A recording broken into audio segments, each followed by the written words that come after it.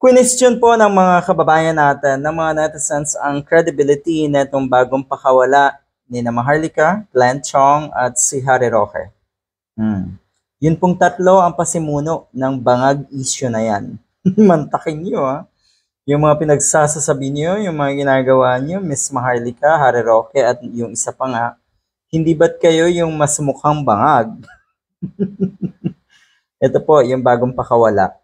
Sabi ng mga kababayan natin, marami tayong nabasa na komento tungkol nga dito. Ako na ito daw ay pokpok. 5 panganay na anak sa iba't ibang lalaki. Doon pa lang ay magduda na nga po kayo talaga. So wag niyo pong sisinuhin ang mga kababayan natin na akala mo talaga ay mapapaniwala netong bagong drama na naman na ito ng grupo nga ni Maharlika para idiin si Marcos Jr. at ang kanyang, or pati na rin si First Lady na kuno nga ay mga bangag at hanggang sa ngayon ay panay pa rin ang batak. Ang laki ng problema na itong mga ito. Ang laki ng problema. Katulad ng sinabi ko dati, mas bilib pa ako doon sa mga nasa lansangan, nasa Mendiola na mga nagrarally. Kasi alam natin may totoong prinsipyo at may totoong ipinaglalaban yung mga yun. Ito pong mga ito nag-iimbento ng kung ano-anong kabulastugan para siraan ang ating gobyerno. Ganon ang administrasyon ni Marcos Jr. Yan, eto, paanong nasabi ng mga netizens na nabisto ko, Kasi yung mga revelasyon nga daw na itong si Cathy Binag ay halatado. Ang ibig sabihin, scripted, kwentong barbero, gawa-gawang kwento. Kaya talagang nakakatawa. Alam niya ng taong bayan, por Diyos por Santo. Ano ba? Yan yung sinasabi ko madalas na sinisino nyo or minamaliit nyo ang kakayahan ng ating mga kababayan. Siguro yung mga taga Davao, sige, pikit mata na tatanggapin, oy, may bago na namang witness si Maharlika. Mabuhay ka, Maharlika. Ganun na naman syempre. Pero yun nga, paano bang nabisto etong isang ito? First time daw nilang nagkita ni First Lady at hindi niya kilala.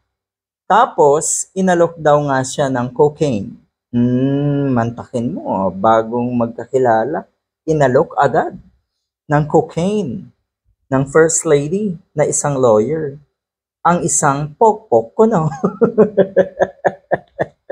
Baka kasi baliktad pa yung nangyari, Baka yung pokpok pa daw ang nag-alok sa First Lady na isang attorney. Yun lang naman ay nababasa natin. Jukebox Queen like the Jukebox King. Jonathan Morales. Ito daw yung bagong Jonathan Morales. Another pakawala ng mga destabilizers para magpalaganap ng kasinungalingan. Yon. Ulitin ko inalok sa unang pagkikita. The moment na they were introduced sa isa't isa at nagkakilala sila, doon inalok agad ni First Lady etong si Cathy Binag na magbatak din ng cocaine. Kakaiba rin. Por Diyos por Santo. Yung pala, kaya ganito ang kwento po na si Cathy Binag na ito. Ganun daw kasi ang gawain nila sa Davao. Normal daw yung cocaine dyan sa Davao. Ganun siguro sila sa Davao. Ka-open. Kahit sino-sino lang aalokin ng cocaine. Sa tingin nyo, gagawin yun ni First Lady na abogado, mag-aalok ng kahit hindi ka close? Siguro kung coffee lang yun, pwede. Nga naman, first meeting. Ano ba yon? Hindi mo ba alam na, or imposible naman na hindi mo alam kung ano yung rason bakit kayo pumunta sa event na yon, sa lugar na yon, at nagkita nga kayo na itong si First Lady. Ano ba yon? Session? Session ba yun? Siguro daw kung coffee, okay.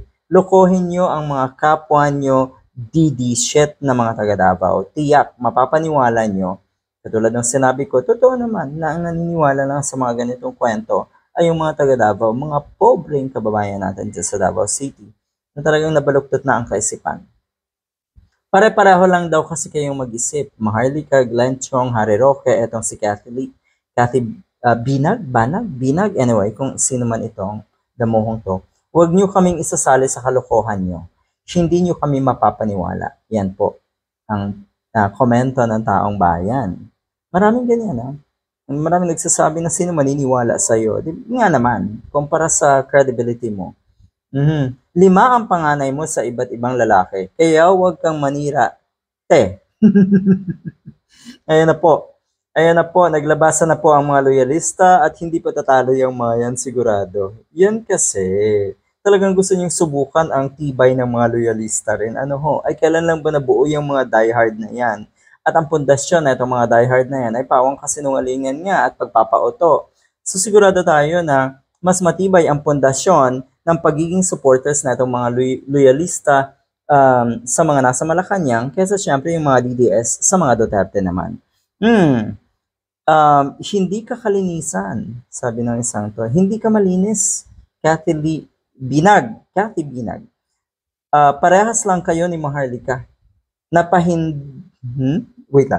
Napahindutin na mahilig sa uten. Yun yung sabi dito eh. Ayan.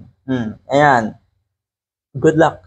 Good luck sa bagong drama na ito. Siguro, sige lang, payagan natin yung mga ganitong kalokohan na lang si Maharlika. Dahil, katulad ng sinabi ko, sila ang unang nakakaalam kung ano yung pinaggagawa nilang kalokohan. Na ang ibig sabihin din, sarili nila ang una nilang niloloko. Kaya sila ang kawawa. Good luck.